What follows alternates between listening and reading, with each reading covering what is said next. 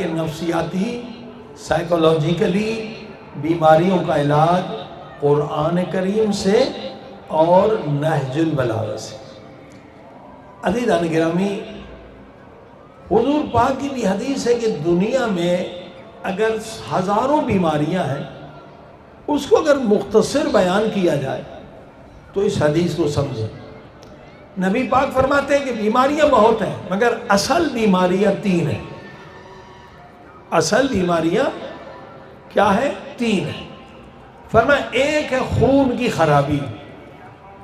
اب دیکھیں خون کے ٹیسٹ بہت ہوتے ہیں، تقریباً 70-72 خون کے ٹیسٹ آج کل ہو رہے ہیں، تو بہت ساری بیماریاں خون کے خراب ہونے کے وجہ سے ہوتی ہیں۔ فرمایا دوسری بیماری کی جڑ کیا ہے؟ بلغم کا زیادہ ہونا۔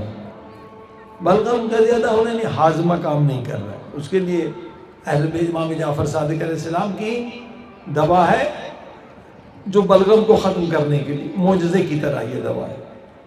دوا کا نام بھی دوا امام صادق علیہ السلام یا بلغم زدہ۔ یہ اس سے بھی کئی بیماریاں ہوتی ہیں، کیونکہ ہاضمہ جب کام نہیں کرتا ہے تو ام الامراض پیٹ ہے، کئی بیماریاں۔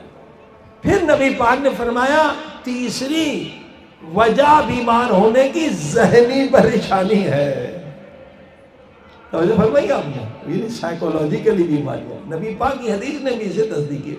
ذہن جب پریشان ہوگا انسان کا، ٹینشن ہوگا، اسٹریس ہوگا، افسردگی ہوگی، تو کیا ہوگا؟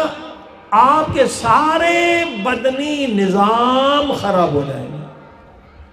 کل آپ نے سنا کہ یہ آج سائنس نے ثابت کیا ہے کہ جب انسان ٹینشن میں ہوتا ہے، اسٹریس میں ہوتا ہے، پریشانی ہوتی ہے، تو کیا ہوتا ہے؟ انسان کے دماغ سے کیا نکلتے ہیں؟ ایک ہارمونز، اس کے مختلف نام ہیں مگر اسے سمجھنے کے لیے اسٹریس ہارمونز کا نام آسان ہے۔ یہ ہارمون ایک پانی کی طرح ہے مگر وہ زہر کی طرح ہے اور وہ پورے بدن میں پھیل جاتے ہیں۔ انسان کئی بیماریوں میں مبتلا ہو جاتا ہے۔ یعنی ذہنی بیماری تو ایک ہے مگر وہ کئی ہزار بیماریوں کا سبب بن جاتی ہے۔ تو الحمدللہ قرآن کریم نے بہترین علاج بتلائے ہیں اور مولا علی علیہ السلام نے بھی عظیم الشان اس کے علاج بتائے ہیں، طریقے بتلائے ہیں، اور وہ طریقے ماڈرن سائیکولوجی نہیں بتا سکتی، کیونکہ یہ علم پروردگار ہے، علم الہی ہے، یہ تجربے کا علم نہیں ہے، یہ اللہ کے وحی کے مطابق جو ہے اہل بیت نے ہمیں سکھلایا ہے۔ صلوات پڑھیں محمد وعلیہ۔